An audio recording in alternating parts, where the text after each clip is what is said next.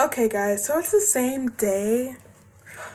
I really just wanted to read this fourth chapter because I already know who it is. And I mean, like, I guess this isn't like a serious book. It's not like we're reading Avengers Infinity War and Avengers Endgame, you know? So I'm gonna just tell you guys who she saw. Obviously, she saw this super handsome guy in a Leatherman's jacket, you know, and she describes him as the most handsome face she'd ever seen. So who do you guys think that is? I mean, it's pretty obvious. Like, it's really obvious, you know. It's obviously Daring Charming. I think he's the oldest of the three Charmings. I think he's the oldest. He's the one who is destined to be with Applewhite. And he's also pretty full of himself and really dumb. At least that's how he was, like, in the beginning of Ever After High. Okay, this might be a little bit of a spoiler if you guys are kind of new. So I guess just skip ahead a few seconds. But I really, really ship Daring Charming with, what's her name?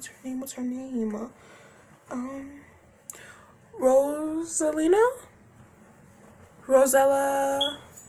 She's pretty much the daughter of Belle and the Beast.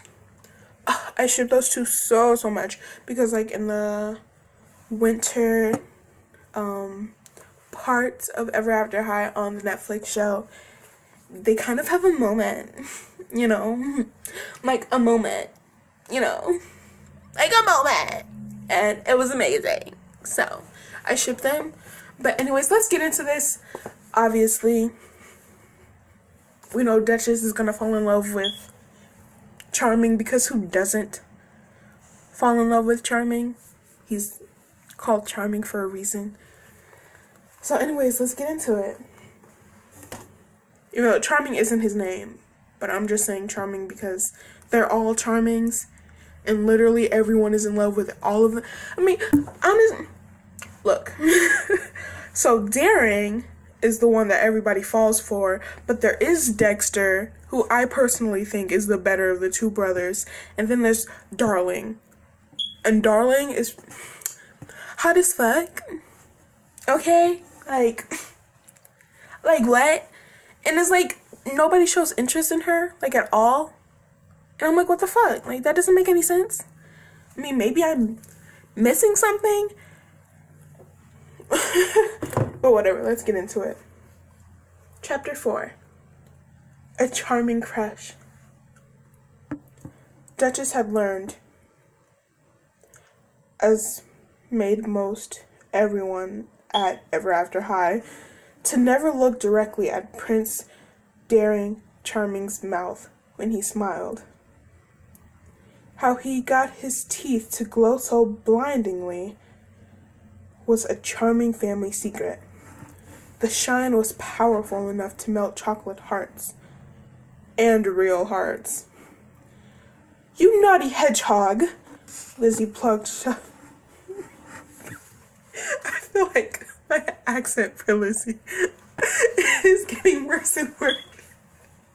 I'll try that again. Okay. You naughty hedgehog! You know what? That didn't make it any better. Okay, let's keep going. You naughty hedgehog! Lizzie plucked Shuffle from Daring's hands and plopped her back into her book bag. Daring puffed out his chest. No need to thank me. Rescuing fair damsels is what I do. I'm sorry. Okay, let's go. I don't need to be rescued, Lizzie informed him. I'm perfectly capable of catching my own hedgehog.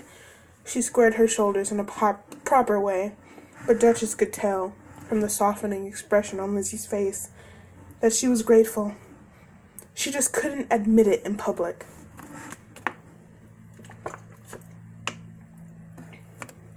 Duchess pushed a strand of lavender hair from her eyes and gazed up at the face that was only an arm's length away. Daring, charming. His name sounded like music. An entire chapter in her diary was dedicated to him. She thought he was she thought he was 100% perfect. Along the royal princes at Ever After High, Daring was the most handsome, the most swoon-worthy, the most amazing example of princeliness the world had ever seen. And she'd been smitten with him since forever after. Both our names begin with the letter D. Wait, this isn't Lizzie, I'm sorry. Both our names begin with the letter D, she said dreamingly. Daring and Lizzie turned to stare at her. Oops, she hadn't meant to say that out loud. A chorus of giggles arose from the edge of the courtyard, where Daring's groupies had gathered to catch a morning glimpse of their favorite prince. They took pictures with their mirror phones. Adoration clung to Daring like paint to a wall. Was every single girl at school in love with him?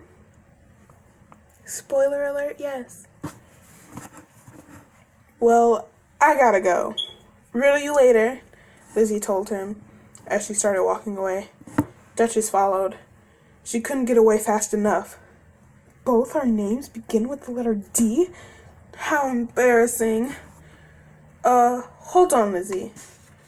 Daring darted in front of the girls, blocking their path as he smiled. They both shielded their eyes. I was wondering if you'd like to do something with me, but then I asked myself, why waste time wondering? Of course you'd like to do something with me. Who wouldn't? He winked. The groupie sighed in unison. Do something? Lizzie asked. You mean like, she smiled sweetly, chop off your head? That was funny. Duchess tried to sniffle her laughter by holding a hand over her mouth, but the honk escaped through her fingers. Daring glanced at her. Did you just honk?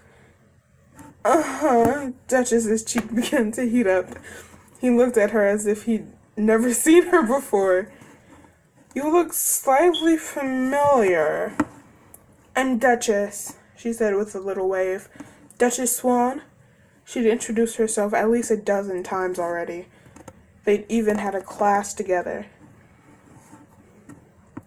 I'm sure you're enchanted to make my acquaintance, he said. Then he turned his attention back to Lizzie. So, he leaned in closer. He didn't seem to notice that Lizzie was scolding at him. We could go for an evening stroll. My face looks stellar in moonlight.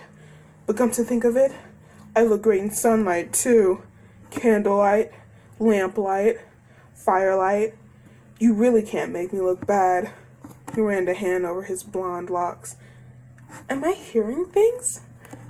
Did he just ask her out? Duchess checked her ears to make sure that there weren't any feathers stuck in them. What about me?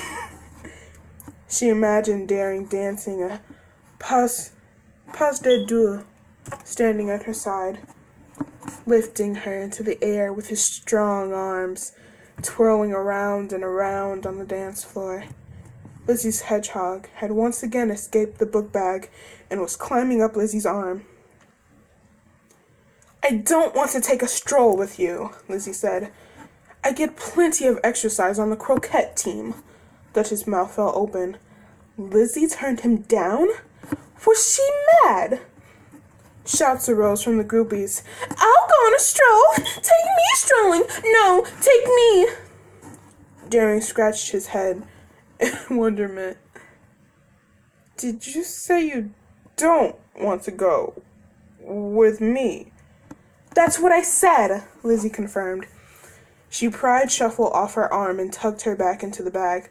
But Daring looked about as confused as the Emperor had when he discovered he wasn't wearing clothes. Is that possible? Possible is as possible does, Lizzie said in a very matter-of-fact manner. Duchess Swan was no expert on love, but she assumed, by the way Daring was gazing at Lizzie, and by the way Lizzie kept looking past his shoulder, as if she had someplace more exciting to go, that the crush was one-sided. Just like Duchess's crush. "I'll go on a stroll with you," Duchess wanted to say, but the 5-minute warning bell chimed. She snapped out of her daze, remembering that she needed to talk to Mr. Badwolf. "Come on," she told Lizzie. The two girls sidestepped Daring, then hurried across the cobblestones. "Out of the way!" Lizzie hollered to the groupies, who hazily scattered. "I hate getting angry so early in the morning," she told Duchess. "I don't know how my mother does it. She has at least 50 temper tantrums a day. I've only had a few and I'm already exhausted." Lizzie didn't seem one bit happy that she'd been asked on a date by the royal hunk himself. How was that possible? Duchess wiped a crumb from the corner of her mouth, but the lingering sweetness of the brioche had become tainted by the bitterness of envy. Again, we're under 10 minutes, and I need that ad revenue. So we're going to read Chapter 5. Chapter 5. The Cauldron Room. Ever After High did not look like your typical campus. Perched on a bluff, the school itself was a hodgepodge of halls, rooms, and towers that rose high above the village of Bookend. Some of the towers were so tall that they pierced through the clouds. All the balconies provided breathtaking views of the surrounding forests, farmlands, and meadows. Trees were welcome to grow inside until they became part of the structure, supporting ceilings with their branches and cementing the foundation with their roots. It was a living building of sorts, filled to the brim with energy and magic. And stairs. Lots and lots of stairs. Duchess and Lizzie stood at the end of the hallway, the front of the narrow door with the sign that read, "To the dungeon." "Ugh," Lizzie said. "I hate dungeons." "Me too," Duchess said. The dungeon back home had a few accident skeletons and smelled like rotten eggs. A few ancient,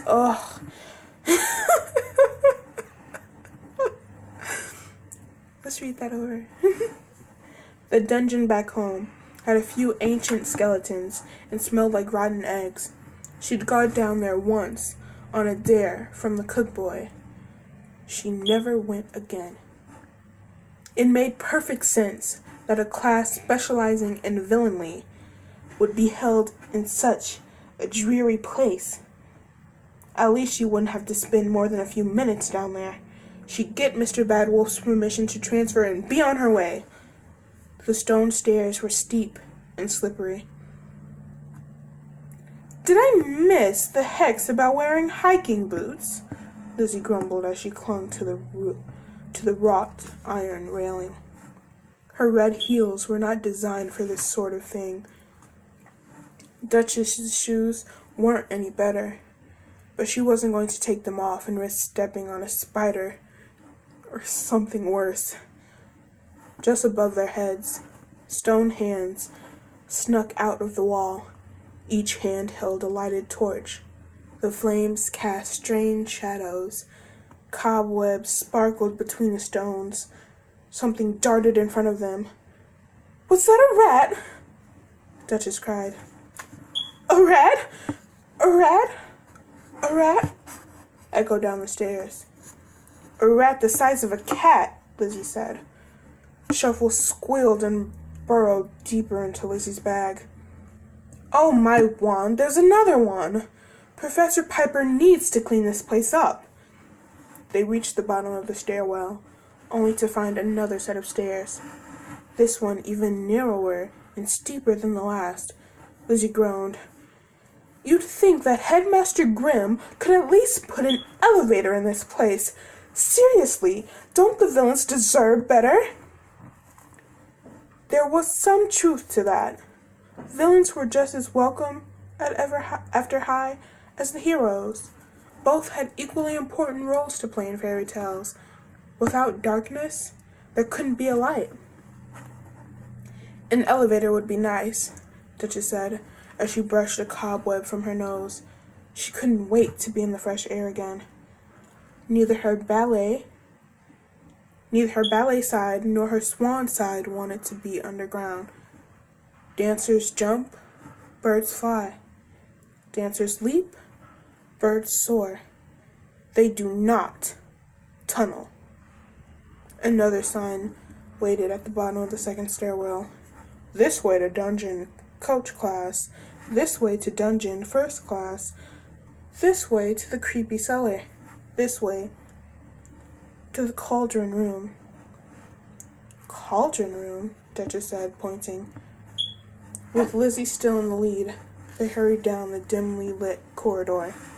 Dampness glistened on the stone walls.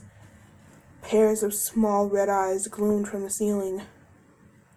The girls doubled their pace. The door to the cauldron room had been propped open by an empty cauldron. It's hot in here, Lizzie complained as they stepped inside. The feather on Duchess's headpiece immediately wilted. It was like stepping into a sauna. The source of the heat was a fire burning in a large stone hearth. 3 cauldrons were suspended over the flames. The first bubbled with thick green swamp water. The second popped and sizzled with blood-red lava. The third swirled like a whirlpool of mud. Lizzie and Duchess both peeled off their jackets. It's much cooler over here, a girl called. Her name was Ginger Breadhouse. She was sitting on a wooden stool, as were 3 other students. The remaining 2 stools were empty. The bell rang. Lizzie hurried across the stone floor and grabbed one of the stools. She set her book back on the floor, then waved for Duchess to join her. But Duchess decided to stand by the door and wait for the teacher. No reason to get comfortable if she wasn't staying. A deep clearing of her throat startled Duchess. Mr. Badwolf entered the room, a clipboard in his hands. He was immaculately dressed in a 3-piece plaid shirt, suit, a pocket handkerchief, and a bright red necklace. His gray hair hung in thick, luxurious waves. He sniffed the air, then looked at Duchess with his yellow, canine eyes. Her heart fluttered for a moment. Wolves are hunters. If she turned into a swan, at that very moment, would he pounce on her? But no pouncing occurred, nor did he ask Duchess why she was standing alone by the door and not sitting with the others. He adjusted his tie, then strode across the room. "Welcome, future villains," he said, his voice deep and growly. "I am your instructor, Mr. Badwolf." "Excuse me," Duchess said as she followed him, "but there's been a mistake." She held out her letter. "I'm listed in this class, but I'm not supposed to be here. My name is Duchess Swan." "Yes, I know who you are," he said, his pupils narrowing. "Oh, great. Well, then I'd like to have your permission to transfer to another class, something more fitting." "More fitting?" He raised his bushy eyebrows. "Are you not good enough for this class, Miss Swan?" One of the students giggled. Duchess squared her shoulders. "Of course I'm good enough. I'm good enough to do anything," she said proudly. "But I'm not evil. I mean, there's no evil in my bloodline. So I don't think I should be in a villain class." Is that what you think? He took the parchment from her and wrote in big letters, "Transfer denied." Then he handed the parchment back. But Mr. Badwolf growled. It wasn't a furious, loud growl.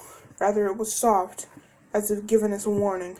"Sit down, Miss Swan." Duchess gasped.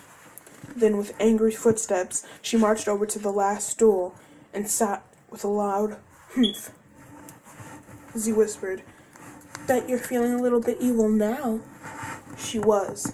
She wanted to give Mr. Badwolf a piece of her mind. She wanted to tell him that not only was she good enough for this class, but also that she was better than this class and everyone in it. Mr. Badwolf stood with his feet wide apart, holding the clipboard behind his back. "Does anyone else have any personal issues they'd like to bring to my attention?" He was clearly being sarcastic, but Lizzie's hand shot up anyway.